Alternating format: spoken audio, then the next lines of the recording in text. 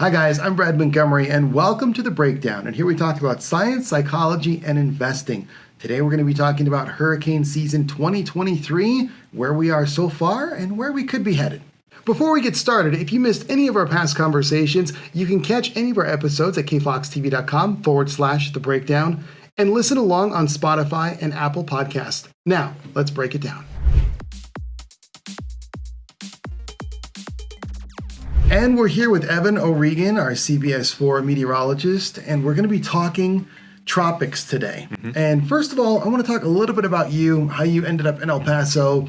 I remember we had talked on the phone and we had talked about weather for quite a long time. Yes. And you, being an East Coaster, so me, Southern California, very few events, and if it ever happened was a big deal.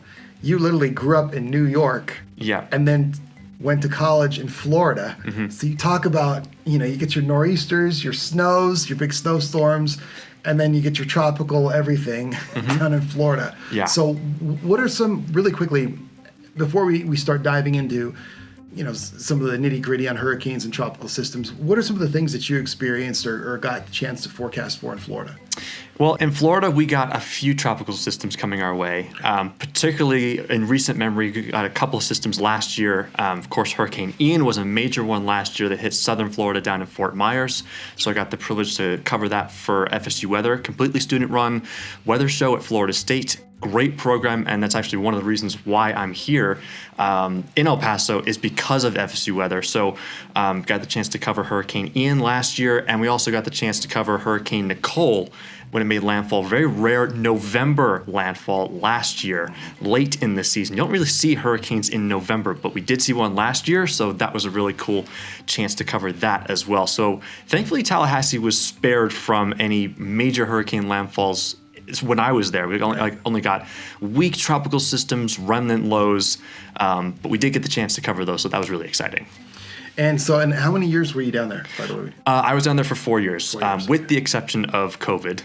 Went home for that year, but still got the majority of the 4 years in there. Awesome. Well, sounds like some pretty cool experiences. Yes. And Ian was just an unfortunate storm. But from a meteorological standpoint, it was something to watch as it moved on into the coast. So we're going to talk about, one of the things we're going to talk about here are what is a hurricane, right? So, and there's going to be some components to this too, because there's extratropical systems, there's our typical wintertime low pressure systems. And so what would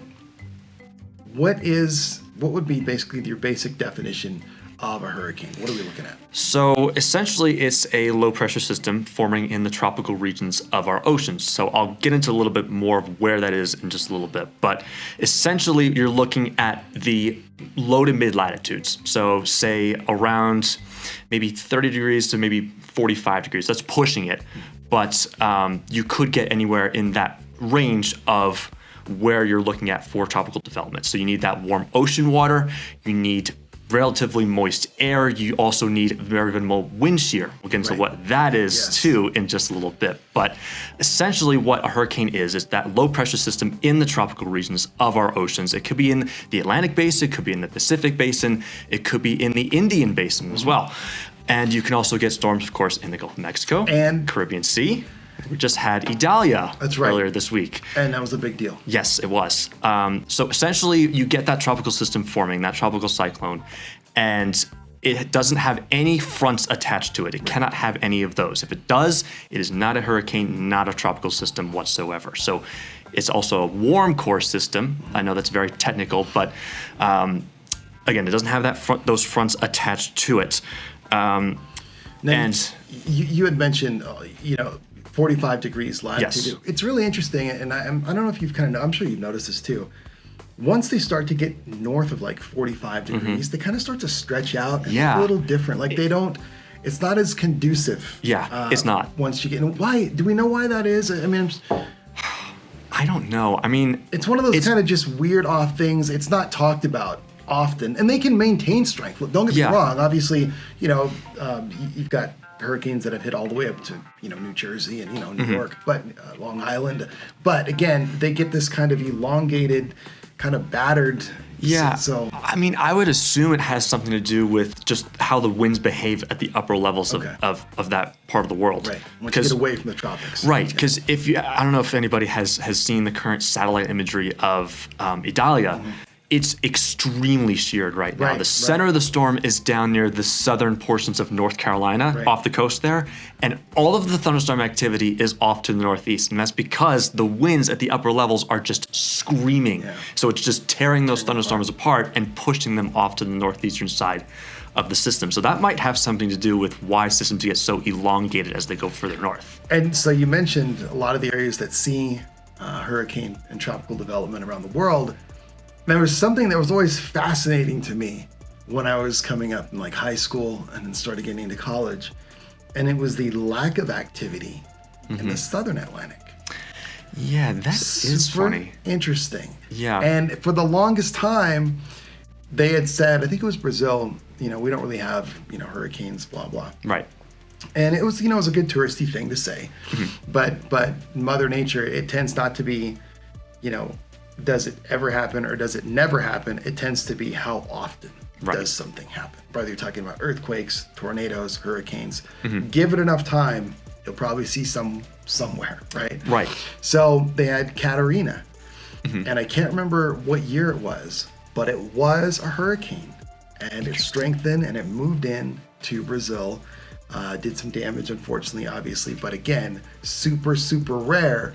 So you've got this big body of water south of the equator, not where we'd think about, the Atlantic, you think about, of course, the Caribbean and Virgin Islands, right? But no, you get the southern Atlantic between the southern West African coast and the southern eastern coast of South America. It is just quiet, and it's bizarre. I'd done a little bit of reading about it. Kind of some of the thinking is there's a little too much wind. That's what I was going to say. Probably the trade winds are probably too strong. Probably, and with Antarctica being colder, that may keep the winds going. That differential, maybe keep the jet a little more consistent and stronger down through there. Yeah. So, but it is pretty fascinating. Now, I want to pivot from that to, I'm trying to see where it is here on our list because we got a whole bunch of things to talk about. So since we're talking about definitions here, now this is another area that gets tricky. Okay. So the temperature that we need to start forming a tropical system. Now, Evan mentioned, he's totally spot on. You can't, when people think it's so ironic because you think, hurricane tropical system has strong winds. What do you mean you can't have any wind to have one form? Yes, exactly. For them to get their act going, for the thunderstorms to be able to build up vertically and not get ripped apart or sheared apart, as Evan was saying, you need calm conditions around that system for it to really get going and really get wrapped up and to really get it basically the maximum strength that it can get. So they talk about, and this is kind of interesting too, you keep up with weather and just the world long enough, you start to see kind of interesting oddities, right? So, what's the water temperature that they typically say that we need for development? It's around 80 degrees. Right, 79, 80. Yes. Right? And I can't remember what system it was. It started developing in like 77 to 78 degree water. Really? Now, yes, and it was a long time ago. In the Atlantic Basin? I don't remember if it was Atlantic or Pacific. Okay. But it was interesting because meteorologists were very perplexed by it. It took a long time to get going. It wasn't rapid at all. It took a very long time. Right. But some of the thinking at that time was maybe, quite literally, they were like, maybe all the other conditions were just perfect. That makes sense. Okay. So then over a long period of time, it was able to get going. Okay. Yeah. But that was super interesting. But in general, it's a pretty tight threshold in general. It is. And actually this year we're seeing those record ocean temperatures, ridiculously warm. Like when we saw Idalia form, it was over ocean waters that were about 85 to 86 degrees, and it was moving into even warmer ocean waters when it entered the Gulf. Those water temperatures were around 88 to maybe even 90 degrees in some places. And actually, we did see a world record fall earlier this year down in South Florida. 101.1. 101.1 ocean temperature. Imagine that's hot tub water. Yeah. Unbelievable. You know what's interesting about that? I was reading an article, I don't remember how many weeks earlier, not too many weeks earlier, where they hit a record of 99 something. Okay. Wow. And I remember this is like, I made a joke to somebody. I said, what, are we going to see ocean temperatures over 100 degrees? Oh, and then literally I jinxed it. And then it came in, I saw the article and I was like, no way. I was like, hold on a minute. It was, that was just bonkers. I mean, and I just can't even imagine. And they sent reporters down there.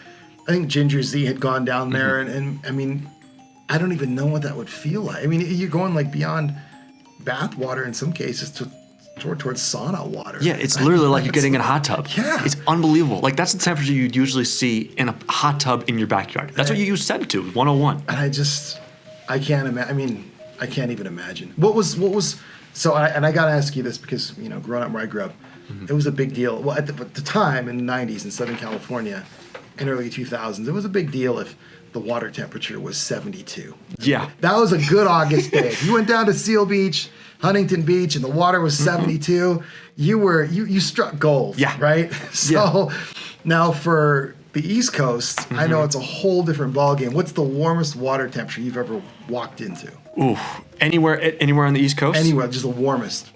Probably about 87. That's the warmest I've ever been, but that was down south in Florida. What did that feel like? It feels great. Does it really? It does, yeah. Okay.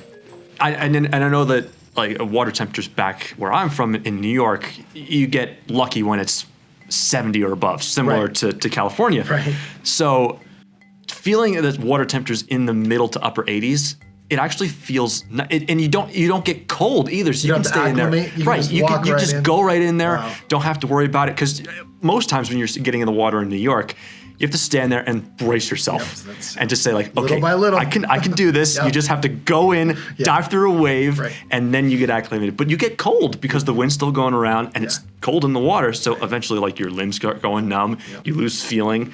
That doesn't happen when you go down to Florida and you get those water temperatures in the 80s. You're just like, I could sit in here all day long. So it feels amazing, I gotta say.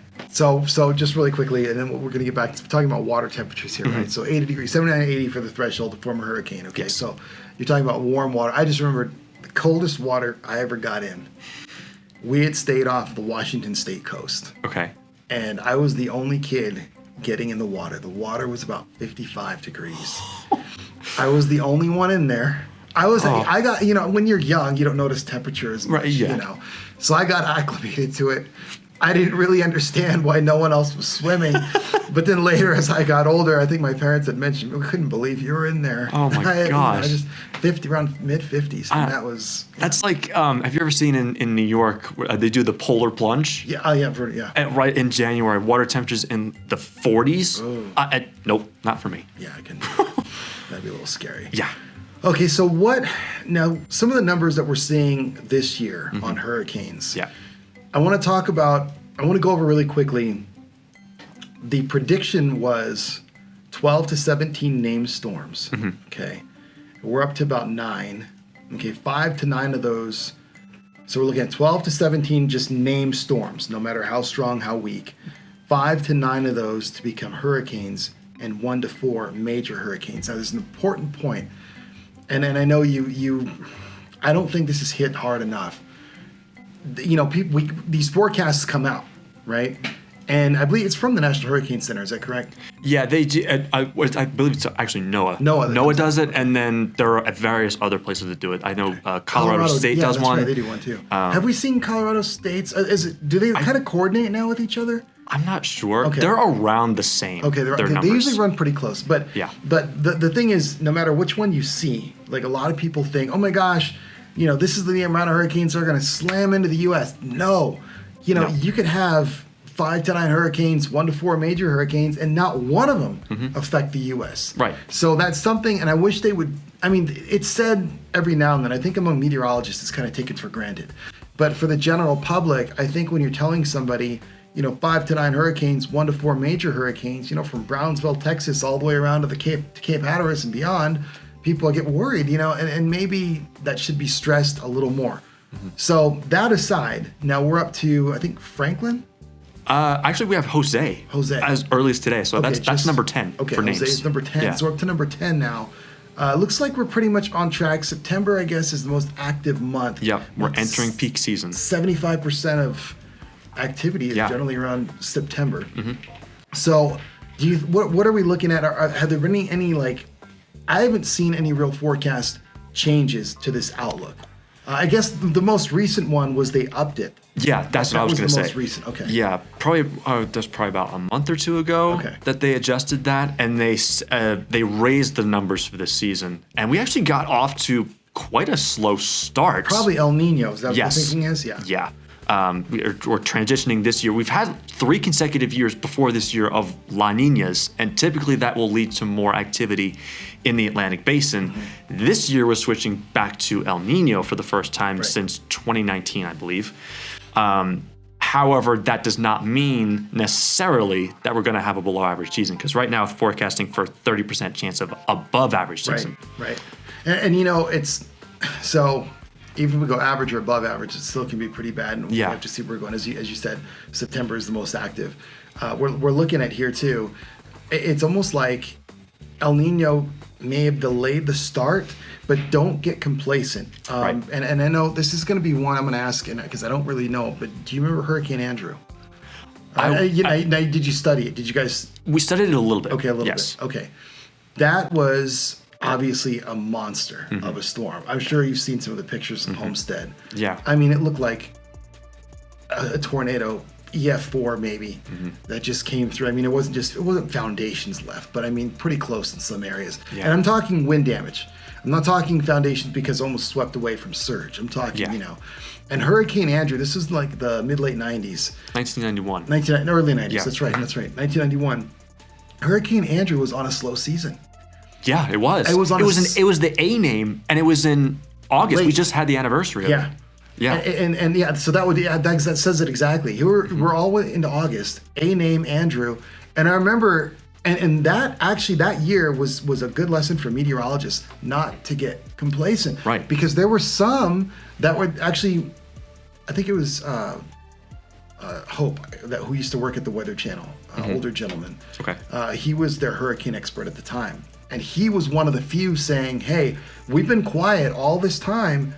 Don't get complacent. Yeah, you can't. There's a real, it's randomness is the wrong word, but you literally can't get complacent. There's too much of a random kind of factor, if you will, at play. Yeah. Because Andrew formed, and Andrew was devastating, and all it took was that one hurricane. And Right. It was a disaster. It's just like last year too, because last year was a very slow, and last year we were forecasting for a very above average season in a La Nina year, and I think I had my internship at the Weather Channel last summer, and I remember we were getting like almost frustrated because we were like, where are all the storms? Because we didn't get any activity all through June, all through July, pretty much. I think we were on the C name by the time the internship ended in late July.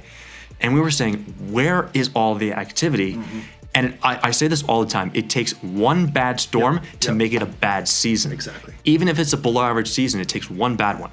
And we did get the one bad one last year with Ian. That's right. And so, like you said, you can never become complacent. Yeah. And what was the one that I'll never forget? I mean, Ian was just horrible. Michael, what year was Michael? That was 2018. Okay, that storm was awful. Unbelievable. Inland. Yeah. It was. I mean, there were people that were inland that were like, we never thought we had to worry about hurricanes. Yeah. And that storm, I remember I actually went down. So I went down to Florida State in 2019. That's when I was a freshman. Oh, okay. And before that, my family and I actually took a trip down to Port St. Joe. That's around the area that was most directly impacted by Michael. It was a little down to the southeast. It made landfall around Panama City Beach or Mexico Beach, one of those. Yeah. And we could still see a year later, there was still so much, a year later, there was still so much damage. You could see the trees that were literally snapped in half still from all the powerful winds, and they were all in the same direction. And there were still houses along the shoreline that were still falling into the water. Oh, wow. It was unbelievable. So that storm was just historic and unprecedented. You know, it's funny. It's interesting to me. So you've got different kinds of trees, and it's, you've got like the royal palms, you've got coconut palms, and they'll kind of shed their leaves. They're kind of acclimated to these stronger systems. Right. And even some of the other trees too, live oak do okay. They kind of do okay. But it just amazes me. You've got these, and there's probably several species of pine in the southeast.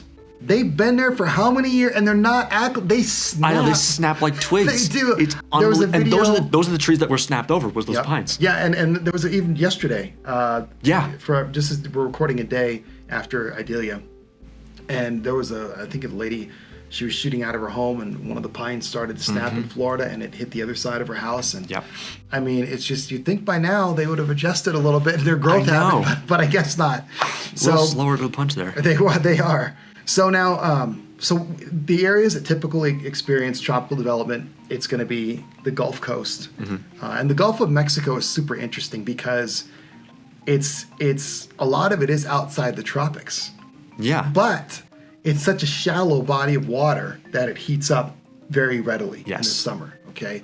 Now, a lot of people wonder, why don't you see more tropical activity on the West Coast? Well, we actually are cooler, much cooler in terms of water temperatures along the West Coast.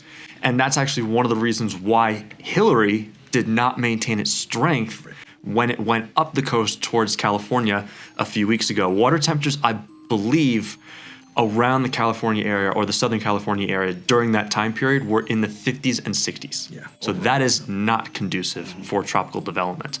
And the reason why I do want to touch on why it actually went and took that very strange and anomalous path straight up the Baja Peninsula. There was a very strange setup. We had a trough off to the west, and so on the right side of a trough in the northern hemisphere, it'll steer it up, and it was actually aided by that with a ridge on the other side. So both of those helped steer that up the Baja Peninsula and into California. The counterclockwise and the clockwise, Yep. and Helped we were to go feeling the like this. ridge. Yes. Here, we were feeling the heat from that ridge. And that ridge, we were actually on the edge of that ridge. We were on the edge. That's right. But we were still feeling it. And I remember, I think it was that same time where that ridge was centered over places like Kansas. Yeah. And they were seeing heat index values of 135 plus. Can you imagine that kind of heat? Yeah. Unreal. I'm surprised there were not more fatalities. Yeah, me And too. I'm happy. That's the number one killer is Yes, heat. yeah. One of the top killers.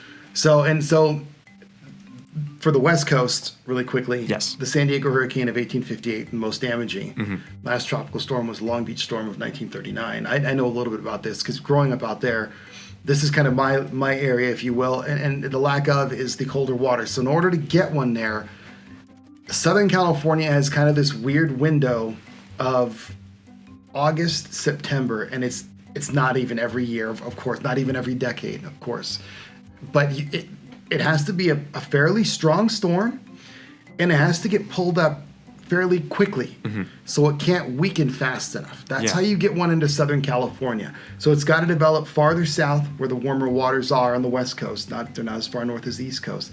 Develop farther south, and then it has to get whisked up quickly before it can really fall apart. That's how you get one into SoCal. That's why it's not so common.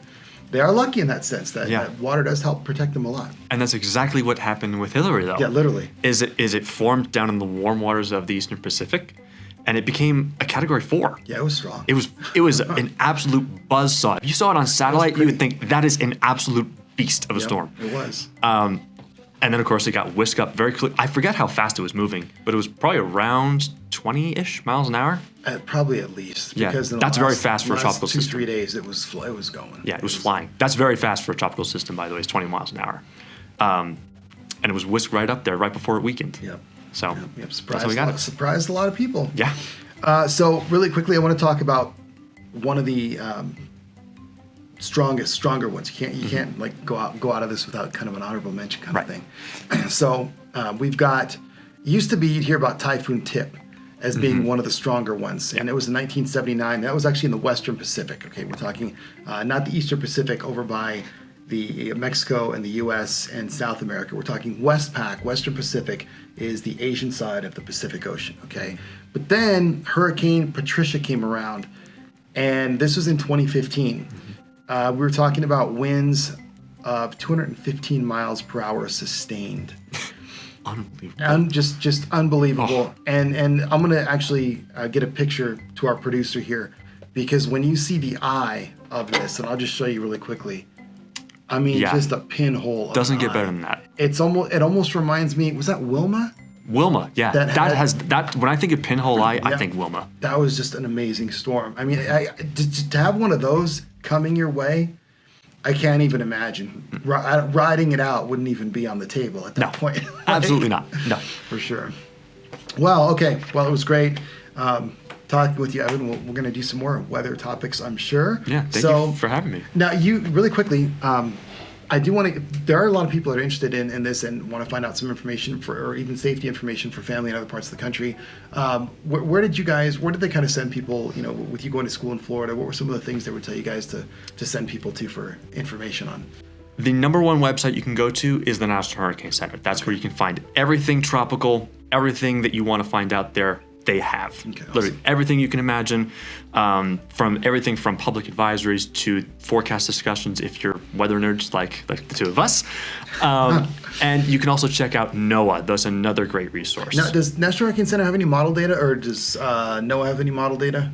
I don't believe they do. Okay, they don't. Okay, but forecast discussions and safety information. And if you want to get into some model data, some places you can do that. Tropical Tidbits, number one. And pivotal weather. That's a very good option as well. Awesome. All right. Well, again, hopefully have you on again soon, Evan. Thank you very much. And you can always, before we forget, catch him on our sister station in the mornings on CBS4. If you enjoyed this conversation, make sure to comment, subscribe, and share it with your friends. You can check out our past archive of episodes on kfoxtv.com or listen on Spotify and Apple Podcasts. Thank you so much for breaking it down with me, and we'll see you next time here on The Breakdown.